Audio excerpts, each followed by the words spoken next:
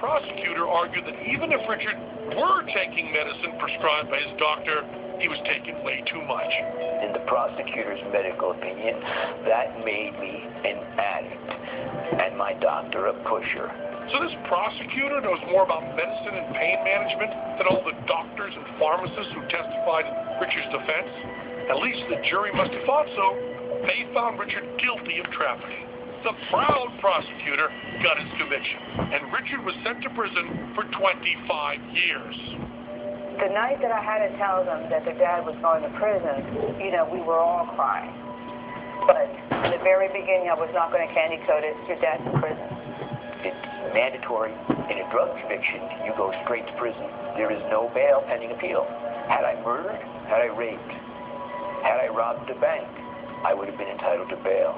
Those mandatory sentencing laws that seem like great deterrents are mostly political showboating.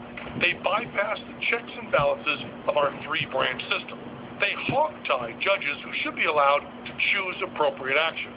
Why would any DA want to convict everyone he faces in court? Your average DA, and I know many, spends their whole life building a reputation. You want the other side to be afraid to get in court with you because you're so darn good. They're like the Marines of that mindset. They want to be the best at getting the bad guys. So justice takes a backseat to body count. Law enforcement professionals, from police to prosecutors, even to judges, they're evaluated based on how many people they arrest, how many people they prosecute, how many people they put in prison, and there's rarely any sanction for going too far in that direction. This win-at-all-costs attitude creates rampant prosecutorial misconduct. Just ask this guy. My name is Jamie Bain. I was wrongly convicted and spent 35 years in prison. In 1974, 19-year-old Jamie was accused of the horrible crime of raping a 9-year-old boy. Couldn't believe what was going on at that point. Charged with something I never dreamed I could be charged with. When you have a rape case, especially rape of a child or a murder case, these are high-stakes cases. My name is Seth Miller, and I'm the Executive Director of the Innocence Project of Florida. There's a lot of political pressure on both law enforcement and prosecutors to, get the guy, or at least get somebody. The police were looking for an African-American teenager with bushy sideburns. The victim's uncle, who knew Jamie, said, "That sounds like Jamie Bain." And so police showed the victim some photos. But then they did something that was really inappropriate. They didn't ask the victim to pick out the person who raped him. They asked him to pick out Jimmy Bain. And he did. What the fucking fuck? And forensics also played a part in the case. They did the blood type of the semen found on the victim's underwear, and it showed that it could not have been James Bain's blood type, and therefore couldn't have been his semen. Faced with this type of convincing evidence, did they let Mr. Bain go? Fuck no. The prosecution brought in an FBI expert who testified that Jamie could not be excluded because of this evidence. The jury believed the person from the FBI because they're from the FBI. It didn't matter that Jamie Bain had an alibi, and it led to Jamie Bain's wrongful conviction. The guilty verdict brought with it a sentence of 25 years to life. From the moment I walked in the courtroom, I thought I would walk out. But apparently, as we see, I didn't. While Jamie Bain remained in prison, more prosecutors continued to manipulate our justice system. Case in point, Mike Nifong of the Duke Lacrosse rape case. It's the worst prosecutorial misconduct that I'm aware of, and there's plenty of prosecutorial misconduct that goes on, but this guy was off the charts. I'm Stuart Taylor. I'm a columnist at National Journal and co-author of Until Proven Innocent.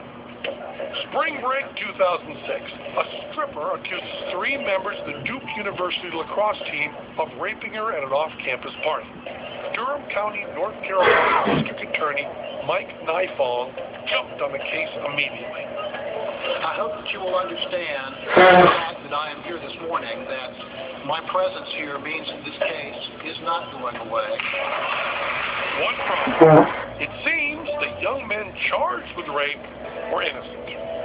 You have all been told some fantastic lies, and I look forward to watching them unravel in the weeks to come. There was no evidence supporting the prosecution's case. There was a mountain of evidence proving them wrong. No rape or sexual assault happened in that house, and this DNA report shows it loud and clear.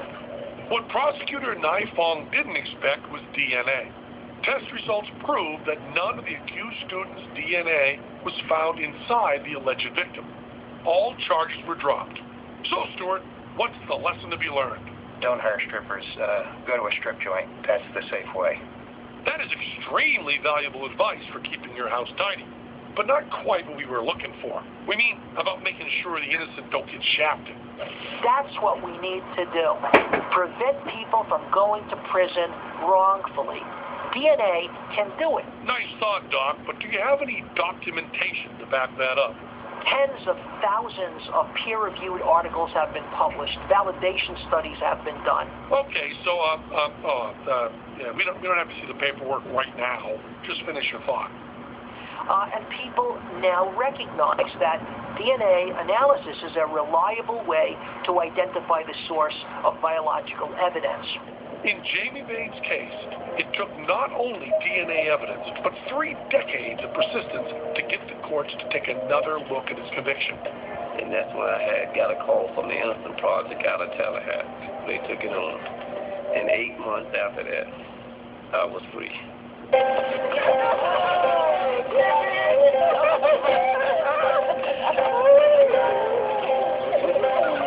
Oh, my God.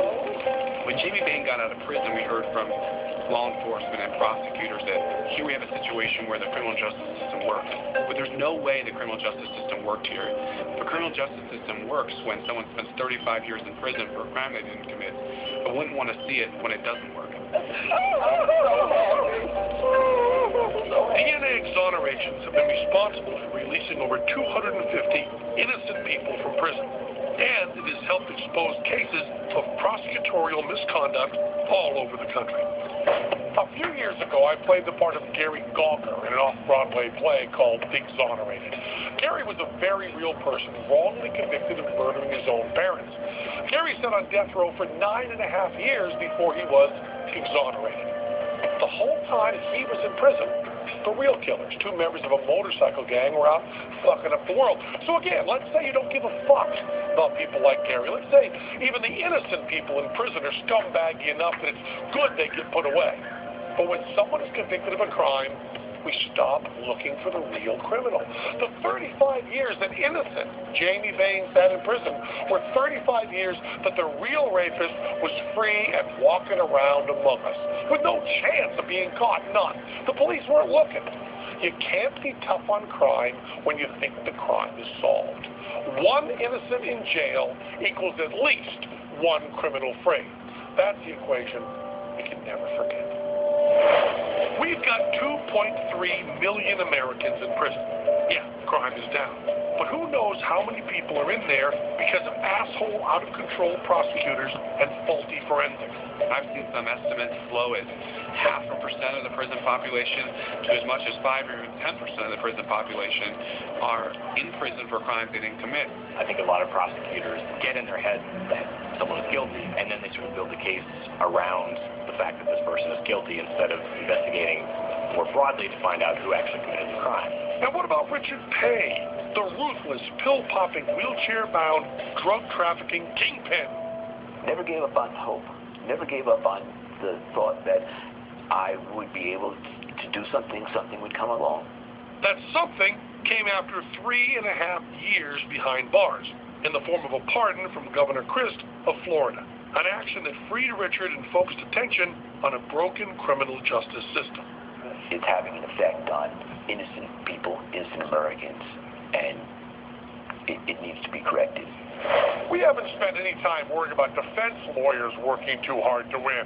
Defense lawyers aren't supposed to care about innocence or guilt. They're just there to make sure the defendant's rights are represented. They cannot dismiss a case. They just represent the defendant. The police and prosecutors represent the rest of us. Yes, most police officers are good. Most prosecutors are good. There's a reason for that. Most people are good. And because most people are good, it makes sense to presume that anybody who's accused is innocent until proven otherwise beyond the shadow of any reasonable doubt. That's not just a moral choice, it's the practical one. If you have to bet on innocence or guilt, your statistical best bet is always innocence.